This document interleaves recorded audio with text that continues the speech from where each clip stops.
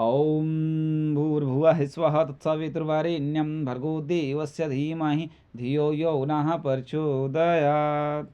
जिस मंत्र को हम लोग बोलते हैं वो भारतीय धर्म का एक मूलभूत आधार है। थोड़ा सा गायत्री महाविज्ञान का इस चित्र पे ध्यान दें, बढ़िया से ध्यान देंगे।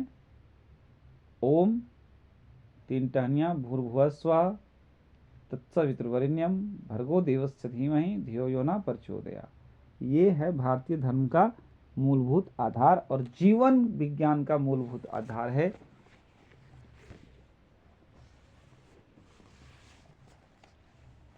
तो मनुष्य में सुखी, संपन्न और सादगी और अच्छे जीवन जीने के लिए यज्ञोपवीत पहनना, गुरु दीक्षित होकर गुरु दीक्षा लेके यज्ञोपवीत को धारण करना एक अति महत्वपूर्ण भाग है।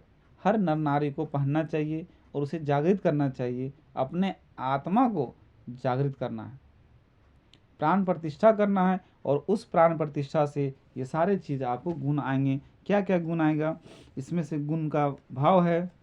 ये पहला है प्रणव का संदेश। यह है प्रणव मतलब ओम। परमात्मा सर्वत्र समस्त प्राणियों में समाये हुआ है।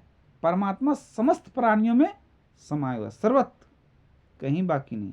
तो हमें कैसा देखना चाहिए, सबको परमात्मा का एक अंश ही समझना चाहिए। अगर परमात्मा के अंशों में कोई भी काम करता हो तो उसका पाप का दंड वो खुद भोगता हो। दूसरा है भुआ का तत्व ज्ञान है। भुआ का अर्थ होता है तत्व ज्ञान, तत्वों में ज्ञान होना चाहिए। सबको जानते हैं शरीर 5 तत्वों से बना हुआ है और पांचों तत्व अति महत्वपूर्ण होता है। तीसरा है भू, दूसरा है भू, तीसरा है भुआ।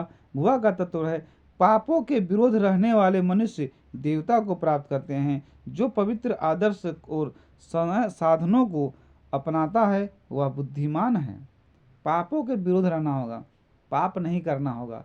पाप जिस कर्मों से हो रहा है उसे समाप्त कर देना होगा। और पाप तो प्रत्येक कर्म से होता है। पाप और पुण्य ऐसा कोई काम नहीं है जो दोनों साथ में नहीं होता है। तो लेकिन ये मात्रा बढ़ानी चाहिए, पाप की मात्रा कम होनी चाहिए और पुण्य की मात्रा ज़्यादा होनी चाहिए। ऐसे व्यक्ति के भाव में उज्जवल, स्वस्थ और सुंदर विचारों के साथ होना चाहिए।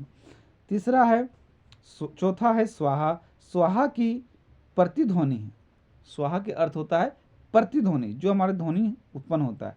विवेक द्वारा बुद्धि शुद्ध बुद्धि से सत्य जानने, संयम और त्याग की नीति को आचरण करने के लिए अपने को तथा दूसरों को प्रेरणा देना चाहिए।